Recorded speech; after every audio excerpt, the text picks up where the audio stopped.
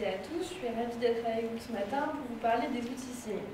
Donc Certivia travaille sur toutes les questions territoriales et des projets d'aménagement. Il y a quelques années, j'ai pu travailler sur le BIM avec l'aéroport d'Orly. Nous nous sommes donc dit que le SIM, donc l'extension du BIM à l'échelle territoriale, pouvait avoir un grand intérêt pour les opérations d'aménagement souvent complexes. Mais il y a énormément d'outils aujourd'hui, nous avons donc décidé de les décrypter et les catégoriser pour vous. Avant de rentrer dans le détail des outils, un bref rappel sur ce que Daniela nous a dit précédemment. Qu'est-ce que le SIM? Le SIM, ça se compose de 3 axes. Le premier, c'est vraiment toutes les données qui vont être liées au bâtiment, avec le BIM. Deuxièmement, toutes les données qui vont être liées au territoire, avec le SIG. On a par exemple Google Earth. Et troisièmement, ce qui est vraiment le socle de la démarche, le CDE, en français, l'environnement commun des données, c'est-à-dire de centraliser et d'uniformiser toutes les données pour qu'elles soient encore plus exploitables. Donc les 3 outils que nous allons vous présenter sont d'abord les logiciels, que ce soit les logiciels de modélisation architecturale ou les modélisations de voirie, de route, les logiciels d'études spécifiques, deuxièmement les viewers pour visualiser et avoir une meilleure compréhension du projet, et les plateformes web de pilotage. Avant de rentrer dans le détail de tous ces outils, d'abord, le double digital, c'est vraiment le socle de cette démarche et l'essence même du SIM. C'est-à-dire que ça va créer vraiment le lien entre le bâtiment et le territoire pour uniformiser, centraliser et gérer de manière interopérable l'ensemble des données sur tout le cycle de vie du projet, c'est-à-dire de la conception jusqu'à l'exploitation, en passant par la construction. Vous avez quelques exemples ici. Donc tous nos exemples sont plus détaillés dans l'article qu'on vous distribuera à la fin. Ils sont cités par ordre alphabétique. Et si jamais il y en a d'autres qui ne sont pas cités, vous pouvez nous les dire avec plaisir, on pourra les intégrer. Donc le double digital, avec tout le référencement des données qui sont liées, c'est vraiment le socle de la démarche pour avoir des données mises à jour en permanence. Donc premièrement, les logiciels. Donc les logiciels de modélisation architecturale, là ça va vraiment être la conception toujours de manière collaborative de l'ensemble des bâtiments qui vont composer ce quartier avec toutes les données. Ça va aller de la poutre structurelle avec son type de béton jusqu'à la poignée de porte avec sa fiche technique.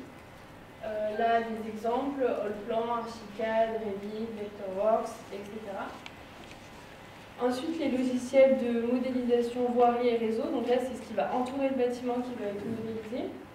On va avoir par exemple le diamètre de la canalisation de gaz qui va être précisé avec l'ensemble des routes, des voiries, VRD, etc. Donc par exemple Utopie, Civil 3D, Covadis et d'autres. Et troisième type de logiciel, les études spécifiques. Les études spécifiques, ça va vraiment permettre de tester plusieurs scénarios du projet pour pouvoir l'optimiser et avoir quelque chose de plus cohérent possible en fonction du territoire dans lequel il est situé. Donc on va avoir plein de types d'études possibles, par exemple les études acoustiques. Suite à ce logiciel, on va peut-être se dire qu'on avait prévu de mettre le logement à tel endroit dans le quartier, mais on va peut-être le mettre à un autre parce qu'il y a une route à côté, des problèmes de son. On a aussi des études thermiques, des études d'optimisation énergétique et environnementale. Là, ça va paraître, par exemple, être des études d'ensoleillement. On va se dire peut-être que le parc, à cause du soleil, on va le mettre à un autre endroit plutôt que ce à quoi il était prévu. Il y a d'autres exemples d'études que je n'ai pas cités, par exemple les études de résilience avec la montée des eaux, les études de flux avec les courants de vent, etc. Deuxième outil, les viewers. Le viewer, ça va vraiment permettre d'avoir une meilleure compréhension du projet avec l'ensemble de l'équipe, avec aussi la possibilité de pouvoir vérifier les conflits. On va pouvoir voir à ce moment-là si jamais un réseau de gaz, par exemple, impacte une place de parking en sous-sol, ou si on a un bâtiment qui impacte la voirie. On va vraiment pouvoir vérifier et pouvoir communiquer avec l'ensemble des parties prenantes sur ce projet d'aménagement. Troisième et dernier outil, la plateforme web de pilotage. Là, c'est vraiment pour centraliser tous les documents d'un même projet d'aménagement. On va avoir les documents techniques, les carnets de détail, les coûts, les plans de tous les lots qui vont être centralisés sur un site internet avec toutes les parties prenantes qui vont pouvoir y avoir accès. On va aussi avoir le planning, on pourra même donner des tâches à un membre particulier de l'équipe. Et il y aura la maquette aussi, bien sûr, qui pourra être visualisée sur ce site internet. C'est un peu dans la même idée que ce que Daniela nous a dit précédemment. Afin de vous aider à mieux vous approprier ces outils, on a fait 3 recommandations. Donc c'est vraiment des recommandations basiques car c'est des démarches vraiment novatrices.